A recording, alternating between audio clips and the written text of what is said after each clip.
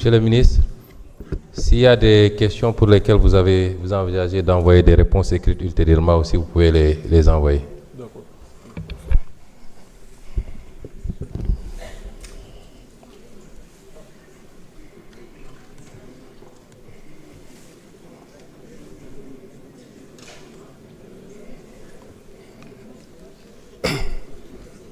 Salaamaaleykum wa rahmatullah. maa ngi nuyu ñëpp jiital ci président de l'Assemblée nationale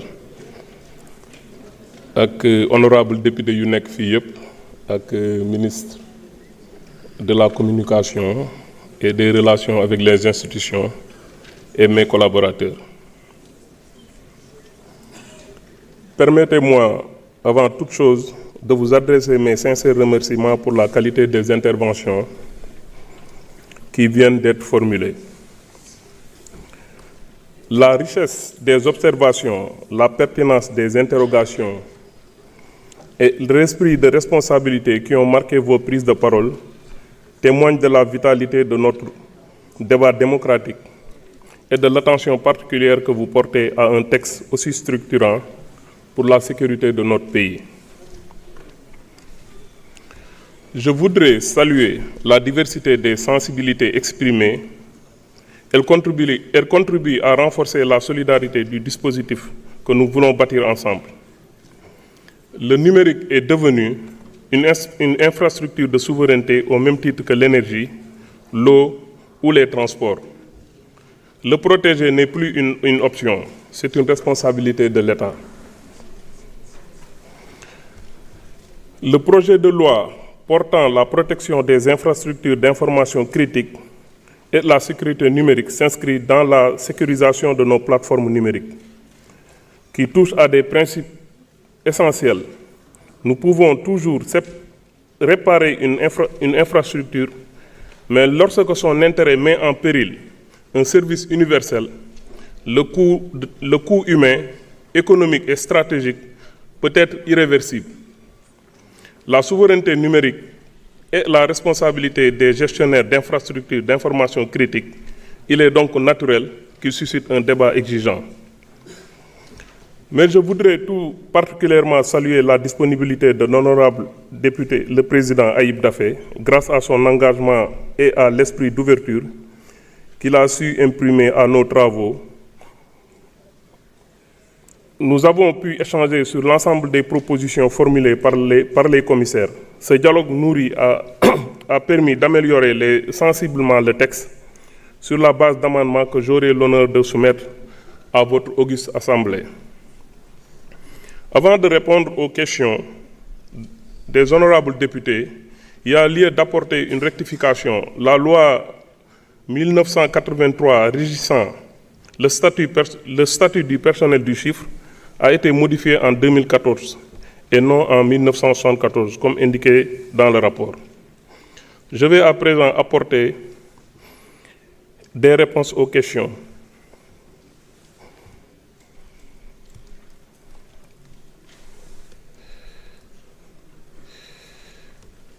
am naa bi si jiitu mooy l'honorable député Guy Marius Sagna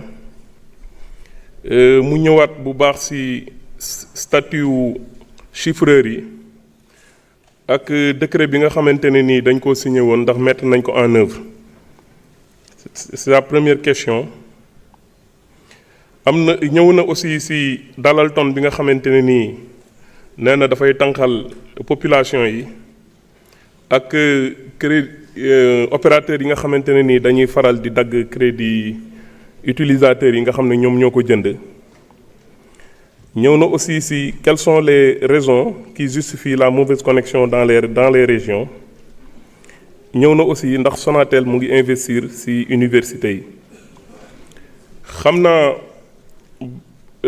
question bi nga xamante ne nii moo jiitu loolu moom prérogative secrétaire général la du gouvernement de la présidence et xam naa préoccupation yooyu pour les chiffreurs dinaa ko transmettre. li nga xam ne moom moo jëm ci bon ñu bëri ñëw nañ ci mooy ci lu ñuy wax la connectivité député yu bëree ñëw nañ ci qualité de connexion bi ñëw nañu ci couverture bi xam naa damay profité ci question bi ramasser waale réponse bi xam bu ngeen xoolee li nga xamante ne nii moom moo waral New Deal technologique juddu loolu ci la bokk suñu autorités yi foog naa bi ñu ñëwee en 2024 def nañ lu ñuy wax diagnostic ci secteur yépp secteur bi nga xam ne moom a concerné muy le numérique def nañ ci benn diagnostic bu yaatoo te liñ ci njëkk a gis mooy que au Sénégal nee nañ 40% de la population ñoom amuñu accès à la connectivité gis nañ ne tamit am na lu bëree loo xamante ne nii ay obligation la ci nga xam ne opérateur de téléphonie yi ñoom ñoo ko war a def gis nañ ne tamit loolu manqué na bu baax a baax dem nañ ba remarqué tamit ne li nga xamante ne nii mooy connectivité dafa nekk une denrée de première nécessité diagnostic bi bëri na ay points yoo xamante ne nii ñëw na bi ñu toogee nag ci lañ wax ne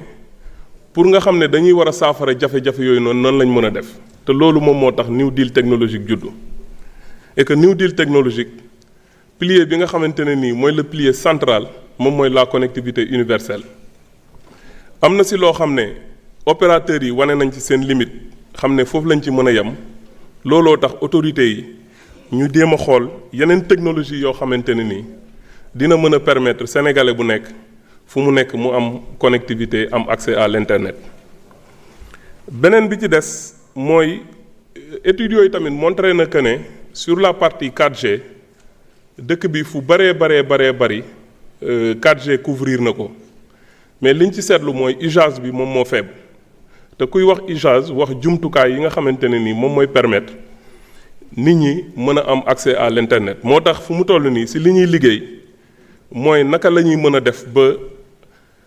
jumtukaay yi nga xamante ne nii dina tax nit ñi ñu connecté wu li ñuy wax device ñu fexe ba nga xamante ne nii dina am accessibilité ci population yépp bu ko defee nit ñi non seulement dinañ mën a connecté dinañ am signal bi mais en même temps dinañ mën a utiliser ay téléphone ak yeneen jumtukaay yoo xamante ne nii dina leen permettre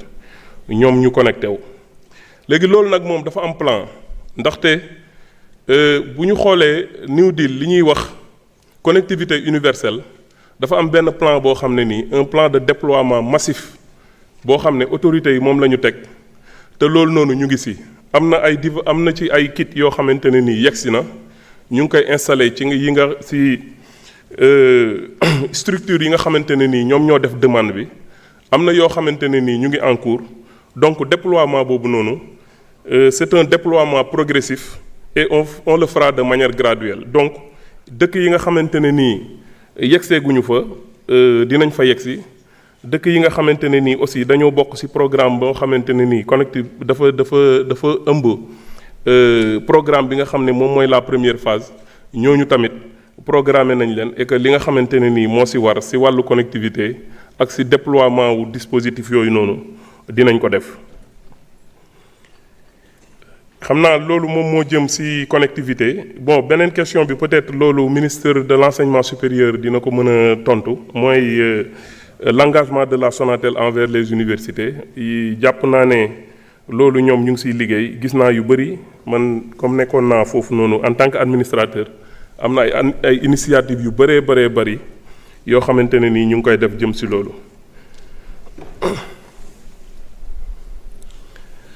ma jàll ci honorable Aliou Dieye moom il a posé la question sur le code des télécommunications électroniques pourquoi on ne l'a pas inscrit. La deuxième question c'est on confie nos données sensibles à des entreprises étrangères à quelle fin. waaw bu nekkee code des communications électroniques moom ñu ngi ciy liggéey foog naa structure yi nga xamante ne yépp ñoom la concerné jamono yi ñu toll nii ñu ngi ciy liggéey te xam naa du ñàkk fii ak ay weer yu néew dinañ ko stabiliser jaarale ko fi mu war a jaar bu ñëwaat fii nii ci assemblée bi donc c'est deux lois différentes. Maintenant li mu wax ci wàllu données yi waaw loolu c'est un constat boo xamante ne nii ñun ñëpp mun nañ koo nangu que gis nañ ne que données yu bare yi nga xamante ne nii ay données sensibles la ay données personnelles la mu ngi nekk bitim réew. léegi li ma ciy fàttali rek mooy contrat yooyu dafa nekk ay contrat yoo xam ne bi ñu ko signé ak léegi yàgg na yenn yi depuis 2007 la 2007 ak léegi mën na 20 ans amaana peut-être jamono yooyu li nga xamante ne nii moom lañ soxla woon ci infrastructure peut-être amuñu ko woon raison pour laquelle ces données ont été localisées peut-être ailleurs mais bi ñuy ñëwee li ñuy njëkk a jàpp mooy la souveraineté moom mooy li ñuy wax bay ci sa wewu tànk li ñuy def mooy ñu fexe ba am data center boo xamante ne nii dina nekk benn data center bu normé bi nga xamante ne nii dina respecter lépp loo xamante ne nii moom dañ koy demander en termes d'exigence sur les data centers loolu bu amee ba noppi beneen phase bi ci def mooy li ñuy wax la partie rapatriement incha allah suñu données yi nga xamante ne nii yëpp dañoo nekk ci biti dinañ fexe ba données yi ñëw fii et que bu ñu ñëwee aussi dinañ fexe ba données yooyu noonu ñu sécuriser ko. ma ñëw ci honorable